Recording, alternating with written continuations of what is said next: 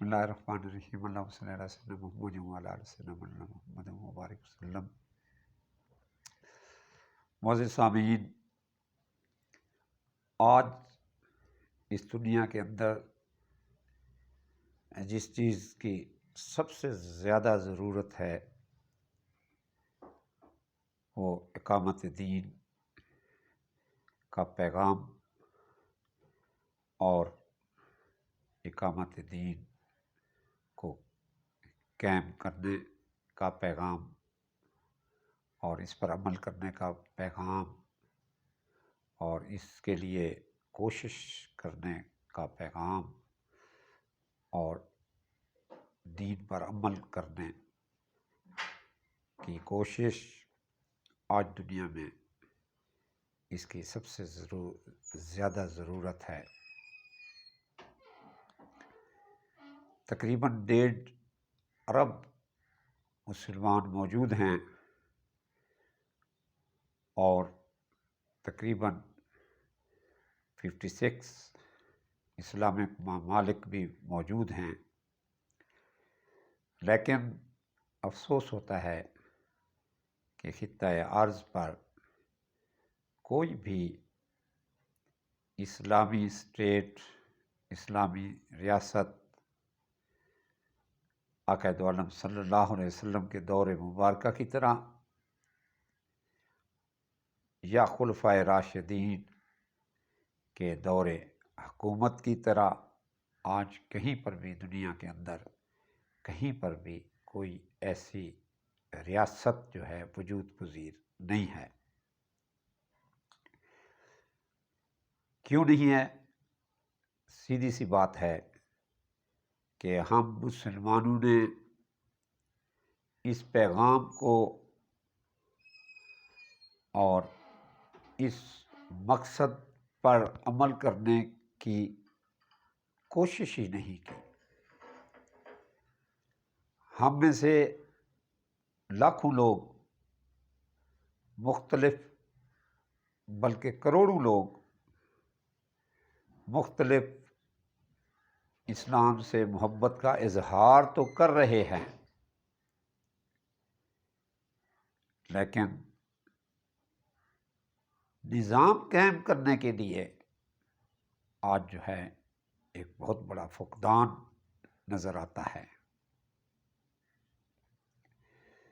میں ہوں یا آپ ہوں، ہم سب کوشش کرتے ہیں نماز بھی پڑھ لیں، کوشش کرتے ہیں معاملات بھی درست رکھیں، کوشش کرتے ہیں حقوق اللہ اور حقوق العباد کا خیال رکھیں، لیکن بہت افسوس ہوتا ہے مجھے اپنے اوپر بھی اور عالم اسلام کے مسلمانوں پر بھی کہ اقامت دین کے لیے یہ جو نظام کی تبدیلی کرنے کا یہ جو کام ہے، دین کو کھڑا کرنے کا جو کام ہے، دین کو جو قائم کرنے کا کام ہے، اس معاملے میں ہم جو ہے وہ خاموش رہتے ہیں یا وہ کوشش ہی نہیں کرتے کہ ہم لوگوں کو اس بات کی طرف اجاگر کریں کہ لوگوں، اللہ کے رسول کا پیغام یہی تھا کہ جو کچھ میں نے کہا ہے اسے دوسروں تک پہنچا دیں۔ ہم پر اللہ کی اطاعت اور رسول کی اتباع فرض ہو جاتی ہے، کیونکہ اللہ کا یہ حکم ہے کہ میرے رسول کی اتباع میں آ جاؤ۔ اگر یہ چاہتے ہو کہ اللہ تم سے محبت کرے تو میرے رسول کی اتباع میں آ جاؤ۔ پھر اللہ کہتا ہے اگر یہ کام تم کرو گے تو تمہارے گناہوں کو بھی معاف کروں گا اور تمہیں مغفرت بھی دوں گا۔ پھر اللہ تعالیٰ کہتا ہے کہ اگر یہ کام تم کرو گے تو تم ہی دنیا کے اندر اعلیٰ ہوگے۔ پھر اللہ تعالیٰ کہتا ہے کہ اس دین کے کام کرنے والوں کو، اعمال صالح کرنے والوں کو، ایمان والوں کو، اعمال صالح کرنے والوں کو میرا وعدہ ہے کہ میں دنیا کے اندر خلافت عطا کروں گا، اسی طرح خلافت عطا کروں گا جس طرح میں نے پہلے لوگوں کو خلافت عطا کی تھی۔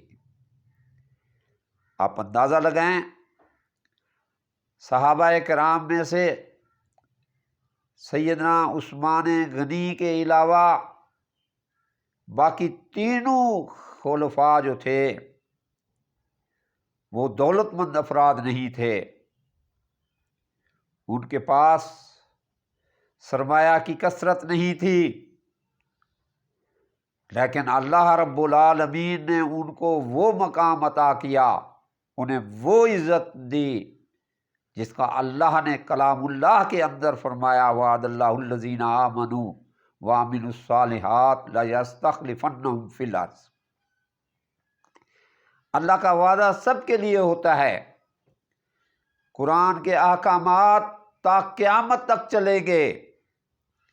یہ بات نہیں ہے کہ قرآن کے احکامات یا اقامت دین کا کام جو نبوت کی زندگی مبارکہ کا تھا یا خلفائے راشدین کا تھا، نہیں، یہ ہمیشہ کا کام ہے۔ کیوں؟ کہ اللہ رب العالمین نے پوری کی پوری دنیا کے اندر دین کو ہر حالت میں قائم کرنا ہے۔ پاکستان کا قیام اسی شاخ کی ایک لڑی ہے جو اللہ رب العالمین نے لا الہ الا اللہ محمد رسول اللہ کے نعرے پر دیا۔ یہ گفٹ آف گاڈ ہے، اس میں ہم نے دین کے نظام کے قیام کو مکمل کرنا ہے۔ ہم بھولے ہوئے ہیں، ہم بھٹکے ہوئے ہیں۔ اگر ہم اللہ تعالیٰ کے اقامت دین کے لیے کوشش نہیں کرتے، اقامت دین کو قائم نہیں کرتے، تو ہم اپنی ڈیوٹی سے بھولے ہوئے ہیں، ہم اپنے فرائض سے بھولے ہوئے ہیں، ہم بعثت نبوی کے کام سے ہم محروم ہوئے ہیں، اور ہماری اسی بات پر پکڑ ہونی ہے کہ اللہ کے نبی نے فرمایا کہ جو پیغام میں نے دیا ہے تم لوگ جو حاضر ہیں وہ غیب کو پہنچا دیں۔ ہم پر یہ پیغام پہنچ چکا ہے۔ یہ دیکھیں، جس وقت ہم نے لا الہ الا اللہ محمد رسول اللہ کا اقرار کیا، اللہ اور اللہ کے رسول کا اتباع ہم پر فرض ہو جاتا ہے، اور یہ سارا کچھ ہم دین سے لے رہے ہیں۔ جب ہم دین سے سارے احکامات لیتے ہیں تو یہ بھی اللہ کے دین کا حکم ہے کہ تم امر بالمعروف و نہی عن المنکر کا کام کرو۔ اس لیے یہ ہم پر لازم ہو جاتا ہے کہ ہم اپنی اپنی سطح پر اٹھیں اور اقامت دین کے لیے کام کریں۔ یہ نہیں ہے کہ ہم ڈر میں رہیں، ہم خوف میں رہیں۔ دین کا کام دلیر لوگ کرتے ہیں، بزدل لوگ نہیں کر سکتے، اور اللہ رب العالمین بھی دلیر لوگوں کے ساتھ ہوتا ہے۔ اللہ تعالیٰ بزدل آدمی کے ساتھ نہیں چلتا۔ کیوں؟ کہ اللہ جانتا ہے کہ یہ بزدل آدمی اپنے مقصد میں، اپنے کاز میں خود نہیں چل پڑے گا، خود نہیں چل سکے گا، میں اس کی کیا مدد کروں؟ تو یہ سارا کا سارا اقامت دین کا جو مشن ہے، جسے مکمل کیا آقا دو عالم صلی اللہ علیہ وسلم نے جزیرۃ العرب کے اندر مکمل کیا۔ اب ہماری ذمہ داری ہے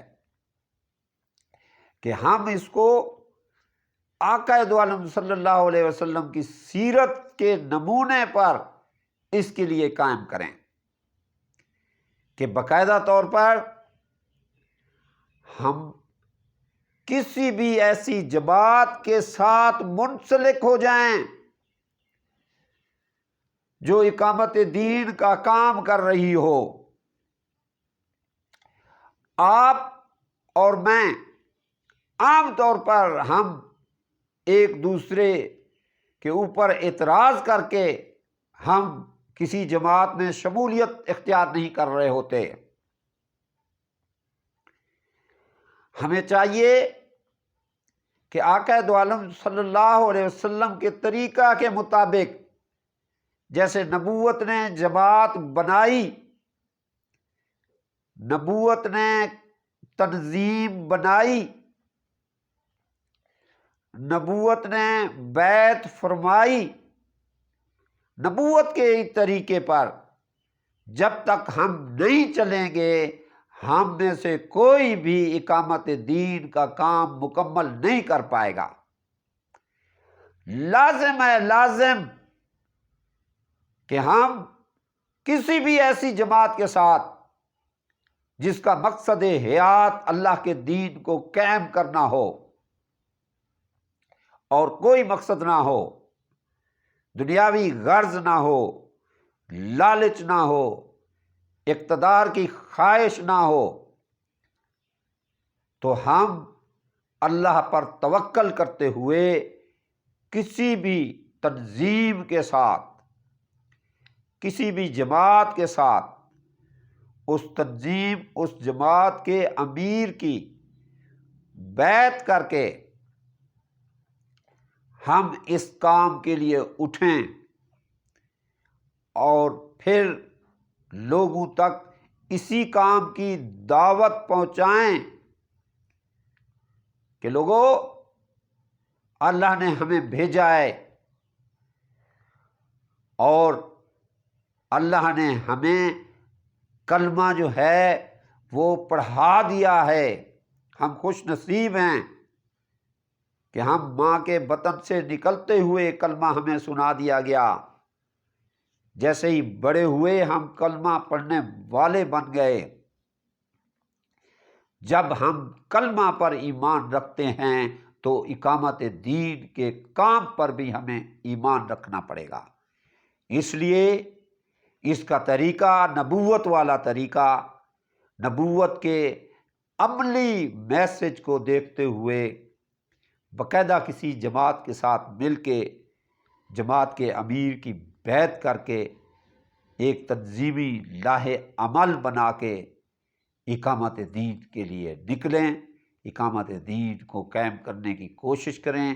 اللہ تعالی ہماری ہر حالت میں ہماری ہر حالت میں اللہ تعالی ہماری مدد کرے گا اور ہم اس صف میں کھڑے ہو جائیں گے جس میں اللہ کہتا ہے کہ دین کے اندر پورے کے پورے داخل ہو جاؤ۔ جب ہم دین کو ہم نے قبول کیا تو پھر دین کے پھیلانے کا مشن، دین کو قائم کرنے کا مشن، دین کے قیام کا مشن ہم پر فرض ہو جاتا ہے۔ سبحان ربک رب العزت عما یصفون والسلام علی المرسلین والحمد للہ رب العالمین۔ اللہم صلی علی سیدنا محمد وعلی آل سیدنا مولانا محمد وبارک وسلم۔